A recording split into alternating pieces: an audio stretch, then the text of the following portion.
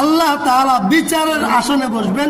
আর দাম্ভিক লোকদেরকে, দাপটি লোকদেরকে, ক্ষমতাসীন লোকদেরকে, যারা সুযোগ পেয়ে আল্লাহকে ভুলে গিয়েছে, যারা ক্ষমতা পেয়ে আল্লাহর বিরুদ্ধে চলেছে, তাদেরকে ডাক দিয়ে বলবেন লিমানিল মুলকুল ইয়াউম, লিমানিল মুলকুল ইয়াউম।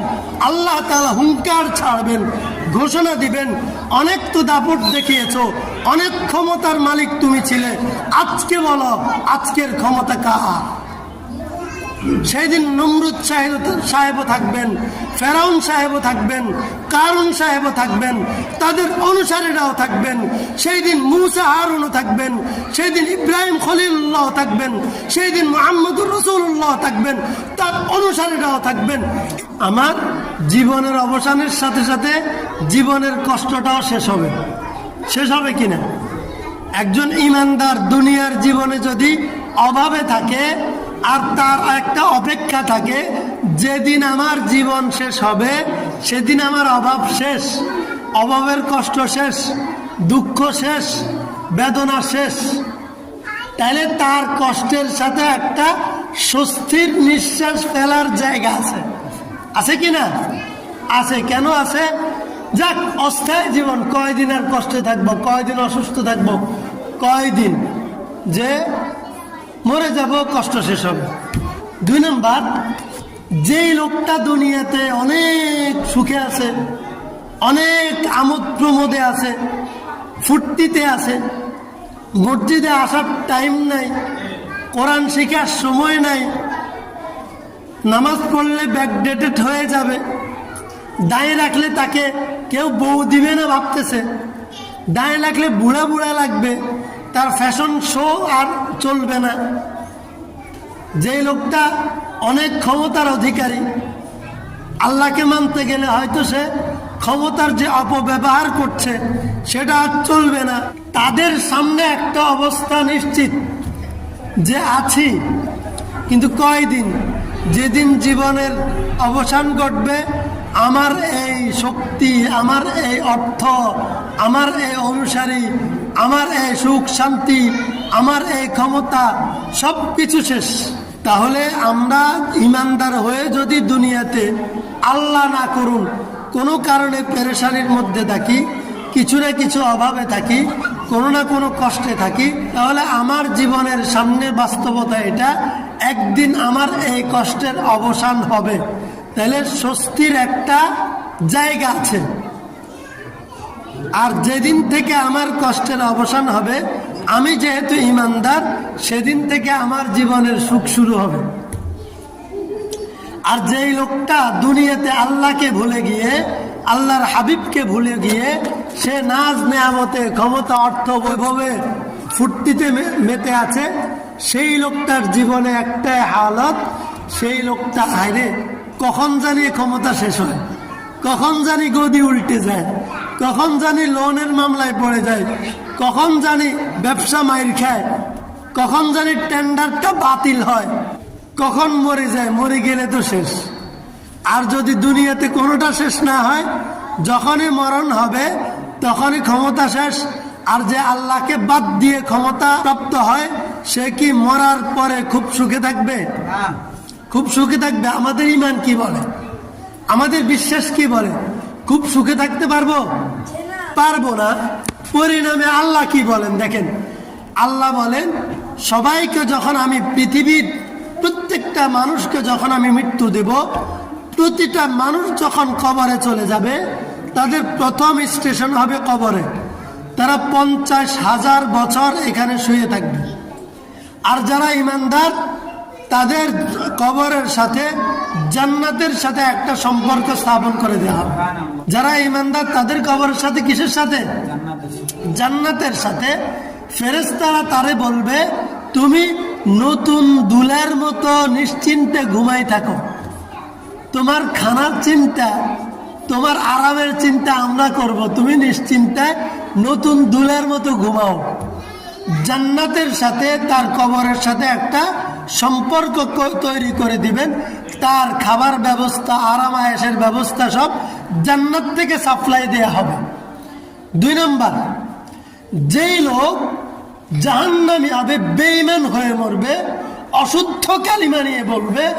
যেই লোক অশুদ্ধ নামাজ নিয়ে মরবে তার কবরের সাথে জাহান্নামের সাথে সম্পর্ক তৈরি করে দেয়া হবে, আর তার কবরের মধ্যে জাহান্নামের আগুন এসে তাকে 50,000 বছর কবরের মধ্যে শাস্তি দিতে থাকবে। নাউজুবিল্লাহ। 2 নম্বর হালত, এই প্রথম হালত শুরু। 2 নম্বর হালত, 50,000 বছর শেষ হলে পরে হাসরের ময়দানে প্রত্যেককে আল্লাহ তাআলা তুলবেন। কোথায় তুলবেন? হাসরের ময়দানে। হাসরের ময়দান হবে সিরিয়া। আজকের পৃথিবীর সিরিয়া, যেটা কিছুদিন আগে মুজাহিদ ভাইয়েরা বিজয় করেছেন, সেই সিরিয়া, যেই সিরিয়াকে সারা পৃথিবীর আমেরিকান আধিপত্য বিস্তারকারী তারা সিরিয়াকে গ্রাস করে নিয়েছে। সিরিয়াকে তারা কেন টার্গেট করেছে আমরা মুসলমানরা না জানলেও তারা জানে। হাসরের মাঠ কায়েম হবে সিরিয়াতে। পৃথিবীর সব মানুষ কবর থেকে উঠে পঙ্গপালের মতো যে ছুটতে থাকবে, একসাথ হওয়ার জন্য দৌড়তে থাকবে, যেখানে যাবে সেটা হচ্ছে সিরিয়া। হাদিসের মধ্যে পাওয়া যায় সিরিয়ার ভূমি। এই জন্য তারা কত বড় নাফরমান আর গাদ্দার হইতে পারে, কত বড় কপাল পোড়া হতে পারে, তারা একটু ক্ষমতা পেয়ে যেন আল্লাহর সাথে পাঙ্গা নিতে চায়, সিরিয়া দখল করে রাখবে। সিরিয়াতে তারা হাসর করতে দিবে না, আর কি বুঝেন না? সিরিয়াতে আর হাসর হতে দিবে না, তারা এটাকে দখলে রাখবে। তারা এটাকে কি রাখবে? দখলে রাখবে। আরে পড়া কপাল। আল্লাহ তাআলা হাসর কায়েম করবেন যখন, সেখানে সবাইকে তুলবেন, আমাকেও তুলবে। আর যে লোকটা আমাকে বলেছে হোলারে মাদ্রাসা দিলে কি হইব, মোল্লা মানে কি লাভ, হোলারে স্কুলে দেন, সরকারি চাকরি যেতে আরে কথা ইয়ান কইছে হাতে উঠবো ইয়ে না। আমার আব্বাজান মরহুম মৌলানা হারুন রশিদ রহমতুল্লাহ আলাই, ওনাকে যখন মাদ্রাসায় ভর্তি করিয়েছেন, এক মুরব্বী বলে মাদ্রাসায় হলে তো বাথাইতো না। কি কইছে? আমার আব্বারে বলছে, মাদ্রাসা ধরলে তো বাথাইতো না।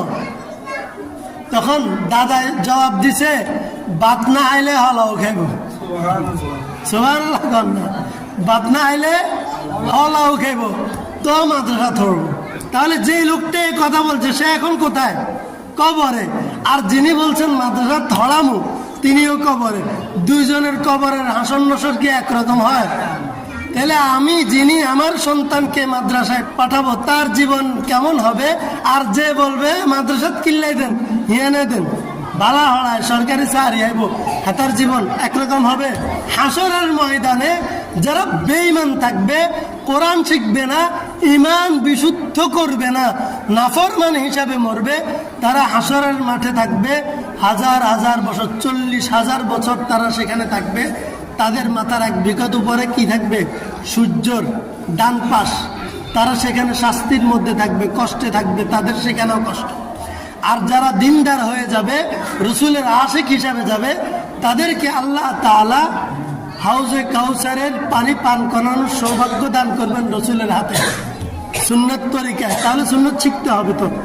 যখন আর সেই দিন আল্লাহ তাআলা বিচারের আসনে বসবেন, আর দাম্ভিক লোকদেরকে, দাপটি লোকদেরকে, ক্ষমতাসীন লোকদেরকে, যারা সুযোগ পেয়ে আল্লাহকে ভুলে গিয়েছে, যারা ক্ষমতা পেয়ে আল্লাহর বিরুদ্ধে চলেছে, তাদেরকে ডাক দিয়ে বলবেন, লিমানিল মুলকুল ইয়াউম, লিমানিল মুলকুল ইয়াউম।